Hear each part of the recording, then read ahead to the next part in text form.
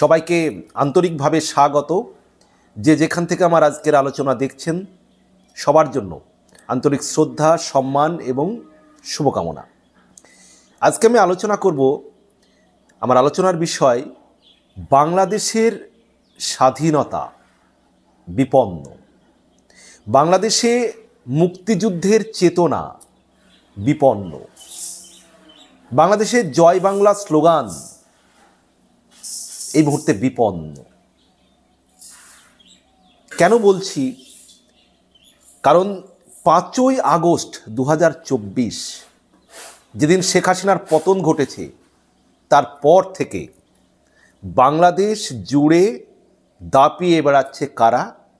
যারা 1971-এর মুক্তিযুদ্ধকে অস্বীকার করে, যারা মুক্তিযোদ্ধাদের অপমানিত করে, মুক্তিযোদ্ধাদের গলায় জুতোর মালা ঝুলিয়ে ঘুরিয়ে নিয়ে বেড়ায়, যারা 26শে মার্চ বাংলাদেশের যে স্বাধীনতা দিবস, সেই স্বাধীনতা দিবসকে যারা মান্যতা দিতে চায় না, তাদের হাতে আজকে বাংলাদেশের শাসন ক্ষমতা পড়েছে।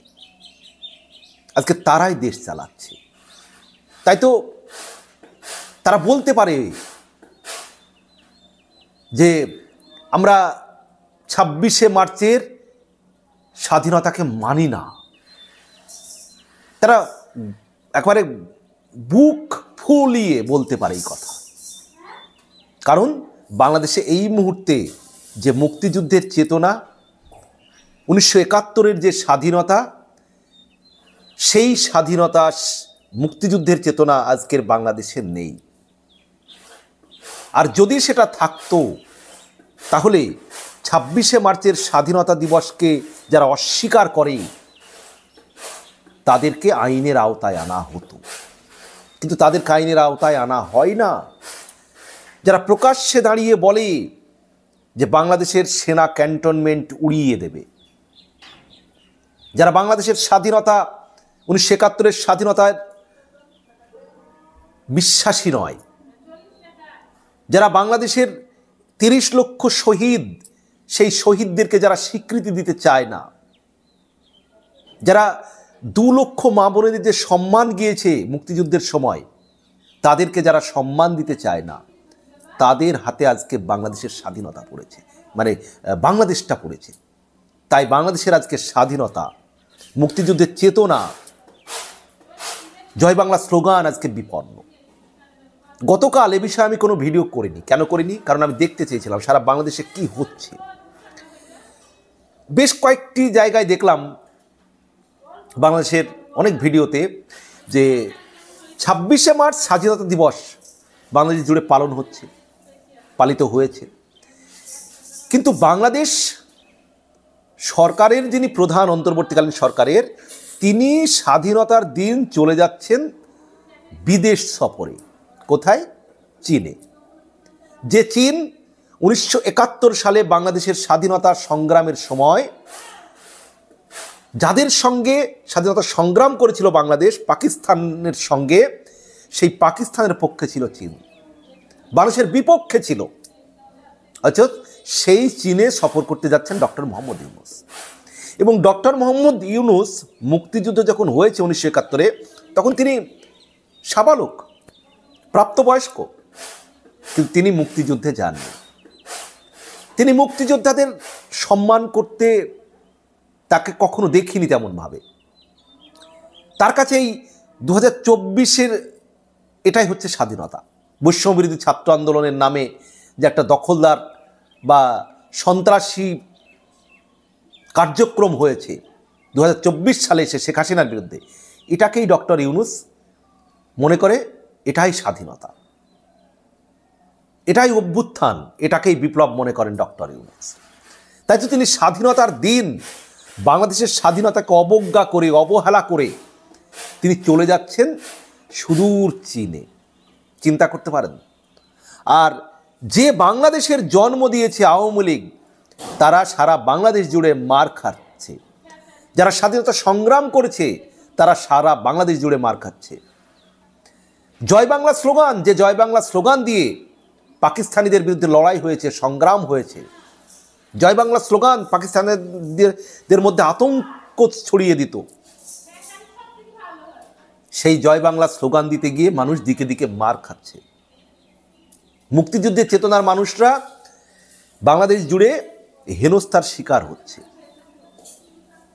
বাংলাদেশের মুক্তিযুদ্ধের যে আদর্শ, ধর্মনিরপেক্ষতা, সেই ধর্মনিরপেক্ষতা আজ বিপন্ন। বাংলাদেশকে একটা মৌলবাদী, জঙ্গি, তালিবানি রাষ্ট্রের দিকে নিয়ে যেতে চাইছে। কারা চাইছে? এই ছাত্রদের নতুন পার্টি, জাতীয় নাগরিক পার্টি, জামাতে ইসলাম, এবি পার্টি, এই পার্টিগুলোরই সরকার চলছে বর্তমান যে সরকার। ডক্টর ইউনূসের যে সরকার, এই সরকারকে পিছন থেকে সহযোগিতা করছে এই মুহূর্তে জামাতে ইসলামীর বি টিম, এবি পার্টি, জামাতে ইসলামী এবং জাতীয় নাগরিক পার্টি। এরাই হচ্ছে সরকারি দল। তো বাংলাদেশ যদি কখনো এই জামাতে ইসলামী, এই জাতীয় নাগরিক পার্টি, ছাত্রদের এদের হাতে আসে, বাংলাদেশটা কোন পর্যায়ে যাবে তার একটা ট্রেলার আপনারা দেখতে পাচ্ছেন। এখন যে পরিস্থিতিতে আছে, এই যে এখন যারা বলেন না অনেকে যে বাংলাদেশ স্বাধীন, কাদের জন্য স্বাধীন বলুন তো? আজকে বাংলাদেশ জুড়ে যারা একেবারে সারা বাংলাদেশ জুড়ে দাপট দেখিয়ে বেড়াচ্ছে, এদের জন্যই দেশটা স্বাধীন, বাংলাদেশটা স্বাধীন হয়েছে। আর স্বাধীনতার যে কর্মকাণ্ড কি, সেগুলো দেখে উপলব্ধি করুন যে এরা কি ধরনের স্বাধীনতা চায়। এরা নারীদেরকে হুমকি দিচ্ছে, ঘরের বাইরে বেরোতে গেলে বিভিন্নভাবে বাজারে যাতে না যেতে পারে, বিভিন্ন জায়গায় নিষেধাজ্ঞা জারি করছে, কারণ এরা তালিবানি রাষ্ট্র চায়। পাকিস্তানের এক মন্ত্রী কিছুদিন আগে বলেছেন যে বাংলাদেশ হচ্ছে আমাদের হারিয়ে যাওয়া ভাই, অর্থাৎ এই মুহূর্তে বাংলাদেশকে আবার তারা সেই হারিয়ে যাওয়া ভাইকে ফিরে পেয়েছে। বাংলাদেশ এই মুহূর্তে পাকিস্তানি আদর্শের মানুষের হাতে এই মুহূর্তে বাংলাদেশের শাসন ক্ষমতা। রাজাকারের আদর্শে বিশ্বাসী যারা, তাদের হাতে এই মুহূর্তে শাসন ক্ষমতা। বৈষম্যবিরোধী ছাত্র আন্দোলনের সময় শেখ হাসিনা বলেছিলেন, তাকে এক সাংবাদিক প্রশ্ন করায় যে কোটা মুক্তিযোদ্ধারা পাবে না, তাদের নাতিপুতিরা পাবে না, তো কি রাজাকারের নাতিপুতিরা পাবে?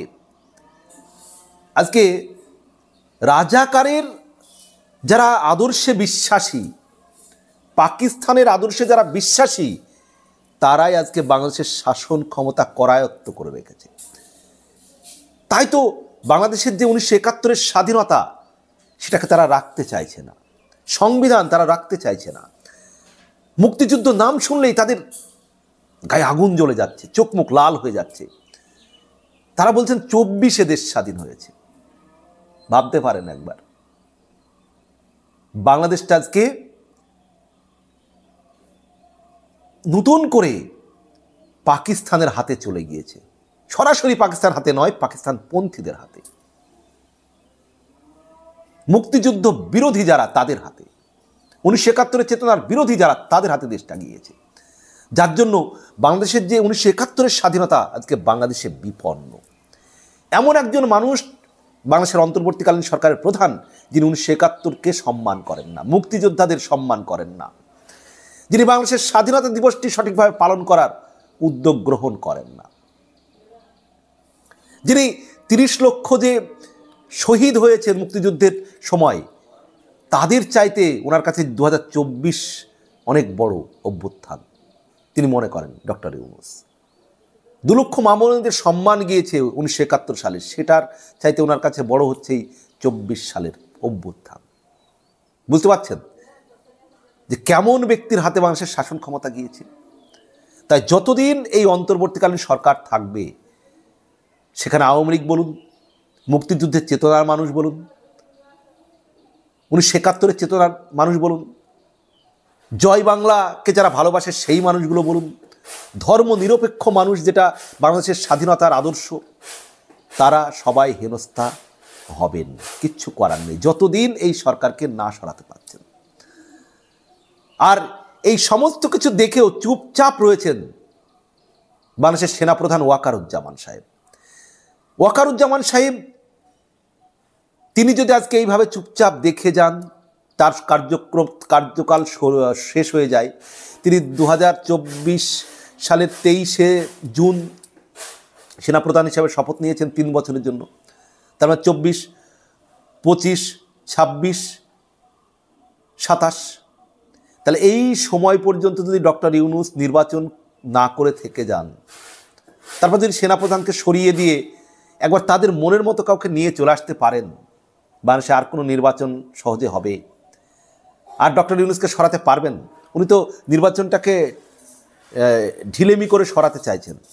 আর ওয়াকারুজ্জামান যদি এইভাবে থেকে থেকে তিনি তার সময়কালে যদি একটি নিরপেক্ষ নির্বাচন না করে দিতে পারেন ডক্টর ইউনূসকে সরিয়ে, তাহলে ইতিহাসে তিনি কিন্তু কলঙ্কিত নায়ক হয়ে স্থান করে নেবেন। আর যদি তিনি এই 1971-এর বিরোধী ডক্টর ইউনূসকে সরিয়ে একটি নিরপেক্ষ তত্ত্বাবধায়ক সরকার আন্ডার একটি ভোট করতে পারেন, বাংলাদেশের একটি গণতান্ত্রিক সরকারের হাতে তুলে দিতে পারেন, তাহলে হয়তো তিনি বাংলাদেশের মুক্তি সূর্য হিসাবে চিহ্নিত হবেন। এখন তাকে স্থির করতে হবে তিনি কি হতে চান। ডক্টর ইউনূস তিনি একাধিকবার বলছেন যে তিনি নির্বাচন করবেন ডিসেম্বর অথবা 2025-এর ডিসেম্বর অথবা 2026-এর জুন জুলাই। আচ্ছা, তিনি একবারও বলেছেন যে এই 2025-এর ডিসেম্বর বা 2026-এর জুন জুলাইয়ে নির্বাচন, কোন নির্বাচন দেবেন? জাতীয় নির্বাচন এমন কথা বলেছেন? তো তিনি যদি 2025 কিংবা 26-এ গিয়ে আবার তিনি বলেন হ্যাঁ এবার আমি নির্বাচন দেবো, স্থানীয় নির্বাচন, কি বলবেন? উনি তো তখন বলবেন যে আমি তো নির্বাচনের কথা বলেছি ভাই, আমি তো বলিনি যে আমি জাতীয় নির্বাচন দেব। তখন যদি উনি স্থানীয় নির্বাচন দিয়ে আবার 2 বছর 3 বছর সময় নেন, আর তার মধ্যে যে ওয়াকারুজ্জামানকে সরিয়ে দিয়ে একটা মনের মতন সেনাপ্রধান করে নিতে পারেন, বুঝতে পারছেন বাংলাদেশটা কোন পথে যাবে। ডক্টর ইউনূসের কি পরিকল্পনা, মেটিকুলাসলি ডিজাইন, বুঝতে হবে। ডক্টর ইউনূস ওনার যে কোম্পানির সমস্ত 660 কোটি টাকা কর মুকুব করে নিয়েছেন, বিদেশ থেকে যা কিছু যোগাযোগ হচ্ছে সব ওনার কোম্পানিকে ইনভলভ করে দেবেন তার মধ্যে। তার কোম্পানির যেন ভবিষ্যতে কোনো ট্যাক্স না লাগে সে ব্যবস্থা তিনি করে নিয়েছেন। তিনি বাংলাদেশের জন্য কখনো কোনো ভালো কিছু করেছেন এই উপদেষ্টা হওয়ার আগে কোনো উদাহরণ ছিল? নেই। তিনি নিজের স্বার্থের বাইরে কিচ্ছু করবেন না। তাই আমি আবারও বলছি, বাংলাদেশের স্বাধীনতা আজকে বিপন্ন, মুক্তিযুদ্ধের চেতনা আজকে বিপন্ন, মুক্তিযোদ্ধারা আজকে বিপন্ন, এবং জয় বাংলা স্লোগান এই যারা ক্ষমতা আছে তাদের জন্য আতঙ্কের কারণ। সম্মানিত দর্শক, এ বিষয়ে আপনাদের কি মন্তব্য রয়েছে প্লিজ জানাবেন, এবং আমার চ্যানেলটি প্লিজ সাবস্ক্রাইব করবেন। ভালো থাকবেন, সবার জন্য শুভকামনা।